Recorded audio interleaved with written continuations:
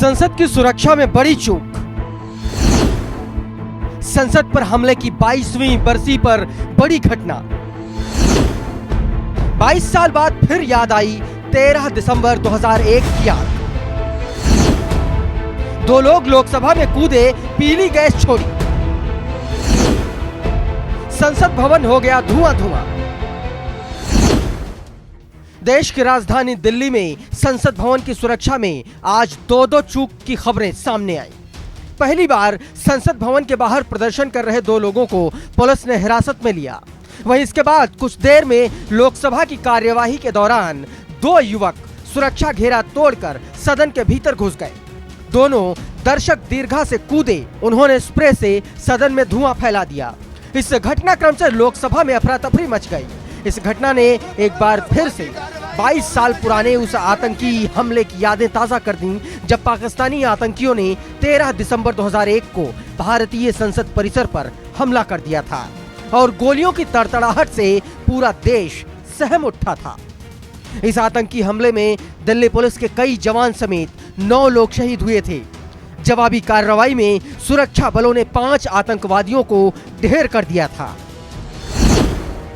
4 लोग थे शामिल, 2 सदन के अंदर गए और 2 बाहर। बताया जा रहा है कि जो 2 लोग संसद में लोकसभा की कार्यवाही के दौरान अंदर घुसे, उनमें से एक का नाम सागर शर्मा है। दोनों सांसद के नाम पर लोकसभा विजिटर पास पर आए थे। पास भारतीय जनता पार्टी के लोकसभा सांसद प्रताप सिम्हा के नाम से बना था। सदन के अंदर 2 लोगों ने धुआं छोड़ा, वहीं सदन के बाहर एक महिला और एक पुरुष ने पीले रंग का धुआं छोड़ा। सुरक्षा कर्मियों ने उन्हें पकड़कर बाहर किया। इस दौरान ये लोग नारेबाजी करते हुए देखे गए।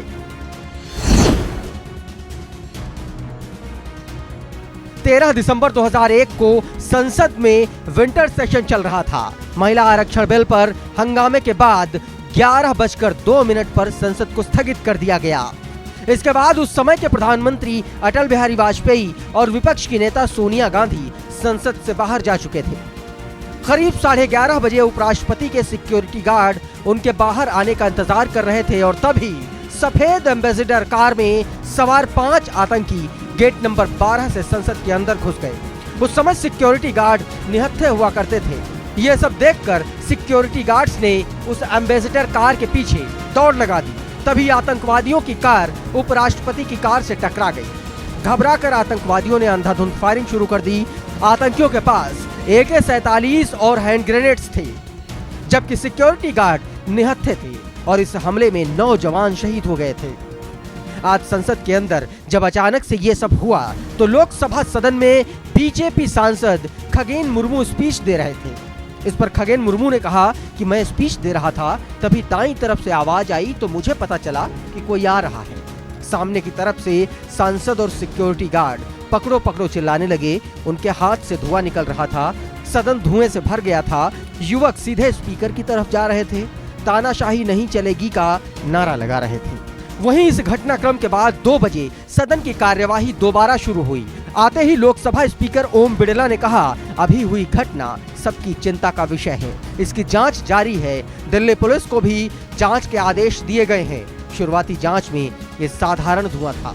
डिटेल जांच रिपोर्ट आने के बाद सबको इससे अवगत कराया जाएगा। Bureau report, daily live.